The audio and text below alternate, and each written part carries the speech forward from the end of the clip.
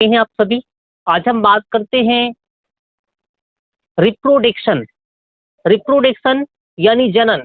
खूब पूछता है एग्जाम में, जरा समझिए रिप्रोडक्शन क्या है यानी जनन क्या है, इस पर चर्चा करेंगे। अब समझिए बात को, रिप्रोडक्शन होता क्या है यानी जनन है क्या। सबसे पहले तो हम ये समझेंगे जनन होता क्या है, जनन है क्या, समझिए कि नहीं। अब यहाँ समझिए बात को, कहते हैं यहाँ लिखे रिप्रोडक्शन जनन।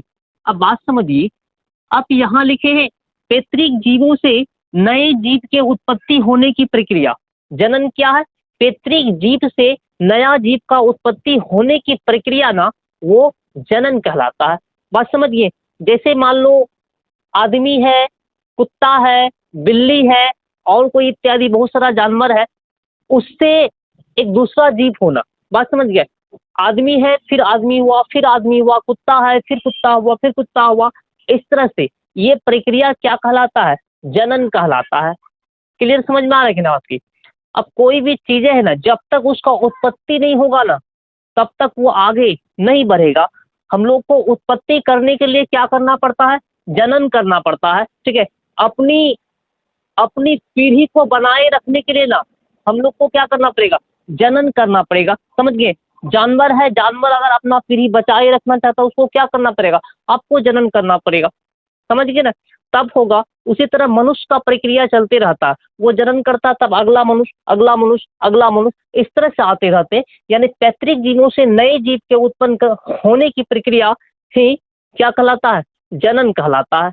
अब बात समझिए, अगर आदमी है, क्या है, आदमी है तो आदमी का ही जन्म करेगा, आदमी को ही पैदा कर सकता है। कुत्ता है तो कुत्ता को ही पैदा कर सकता है, बात समझिए। बिल्ली है, बिल्ली को ही पैदा कर सकता है, ठीक है। तो ये सारा प्रक्रिया क्या कहलाता है, आपका जनन कहलाता है। क्लियर कि पैतृक जीवों से नए जीव उत्पत्ति करने की प्रक्रिया को क्या बोलते हैं हम लोग, रिप्रोडक्शन। क्लियर। अब समझिए बात को, ये जो जनन है ना, ये जो जनन है, जो अपने संतति को बनाए रखने का जो प्रक्रिया है ना, ये दो तरह का होता है। कितना तरह का होता है, दो तरह का। वही यहाँ लिखे हैं, जनन के प्रकार, टाइप्स ऑफ रिप्रोडक्शन, ठीक है। वो दो तरह का होता है। वो कौन कौन होता है, एक होता है अलैंगिक जनन, दूसरा होता है लैंगिक जनन। क्या क्या होता है, एक वो होता है अलैंगिक और दूसरा का क्या होता है, लैंगिक। अब समझना है कि लैंगिक क्या होता है और अलैंगिक क्या होता है, समझ गए। अब सुनो बात को, अब समझिए, ये जो अलैंगिक होता है वो क्या होता है, ये होता है एक ही जीवों से नए जीव की उत्पत्ति। और एक ही जीव रहेगा, एक के गो रहेगा और ऊपर से क्या करेगा, दूसरा का जीव बना देगा। और एक ही जीव से नए जीव की उत्पत्ति क्या कहलाता है, आपका अलैंगिक जनन कहलाता है। क्लियर। अब समझिए, यहाँ पर नए जीवों की उत्पत्ति दो अलग अलग जीवों से होती है। नया जीव का उत्पत्ति कैसे होगा, लैंगिक में दो अलग अलग जीव रहेगा, तभी क्या होगा, दूसरा जीव बन पाएगा। लेकिन यहाँ पर क्या होता है, एक के जीव से दूसरा का जीव उत्पन्न कर देगा, समझिए। अब सीधा सीधा अगर बात करें ना, तो ये अलैंगिक को समझिए आप कार्बन कॉपी, क्या समझिए, कार्बन कॉपी, हू बहू आपके तरह दूसरा खड़ा हो जाएगा, ठीक है, अकेले खड़ा कर देगा। बस समझिए, आप खुद को कभी देखिए, खुद को देखिएगा, आप अपने माता पिता की तरह होंगे क्या, बिल्कुल कार्बन कॉपी तो नहीं होंगी, कभी नहीं, बिल्कुल कार्बन कॉपी आप हो ही नहीं सकते। लेकिन अलैंगिक में क्या होगा, बिल्कुल कार्बन कॉपी होगा, समझिए। जैसे मान लीजिए अभी का एग्जांपल बात करें ना, मान लो फोटोकॉपी मशीन, कौन सा, फोटोकॉपी मशीन। फोटोकॉपी मशीन में एक पेज डालिए, तुरंत मिनटों में हजारों पैदा कर देगा, मिनटों में क्या कर देगा, हजारों। बहुत सारा स्पीड फोटोकॉपी रहता है, बहुत सारा निकाल देगा, समझ गए ना।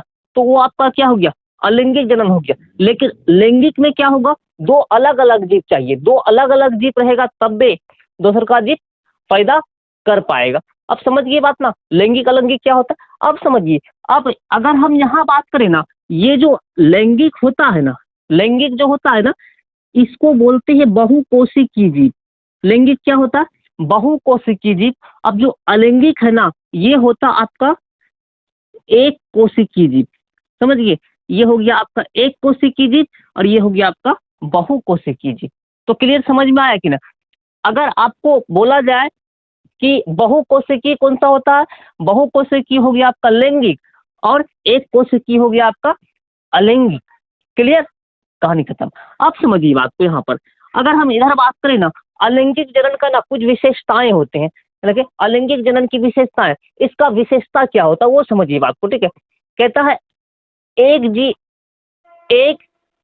जीवी प्रक्रिया, एक क्या होता है, एक जीवीय प्रक्रिया, मतलब एक जीवी प्रक्रिया होता है उसमें विशेषता। और जनन की तीव्रगामी प्रक्रिया, जनन की तीव्रगामी प्रक्रिया, हम अभी क्या बोले कि आप फोटोकॉपी कीजिएगा ना तो फटाफट फटाफट बहुत सारा कर देगा, आधा एक घंटा समय दीजिएगा तो हजारों 2000 फोटोकॉपी हूबहू कर देगा। बस ये तीव्रगामी होता है, बहुत फास्ट प्रक्रिया होता है अलैंगिक, समझ गए ना।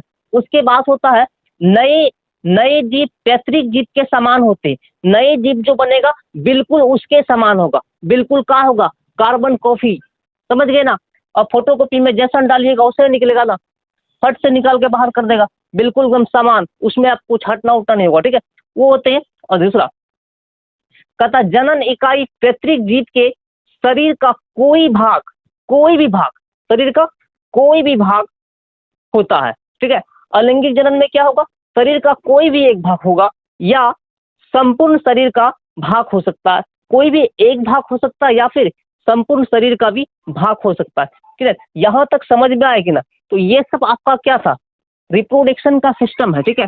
इससे आगे देखिए क्या होते हैं, लेकिन आप जानिए अगर हम लोगों ने, अगर मेल फीमेल का अगर हम बात करें ना, मेल फीमेल का बात करें तो उस मेल के पास क्या होता है, मेल, अगर मेल फीमेल का बात करें तो सुनना, ठीक है, हाँ तो सुन लो पहले, वो देखो मेल के पास आपका क्या होता है शुक्राणु, मेल के पास क्या होता है शुक्राणु, और फीमेल के पास क्या होता है अंडाणु, यानी शुक्राणु, शुक्राणु और अंडाणु, शुक्राणु और अंडाणु जब मिलेगा ना, जब मिलने की बात है क्या होता है आपका, वो वंशराज बना सकता है। तो दो दो पार्टनर लगाना, ठीक है, तो ये क्या हो गया आपका लैंगिक जनन हो गया, क्लियर ना, यहाँ तक समझ में आया। इससे आगे देखिए, ठीक है।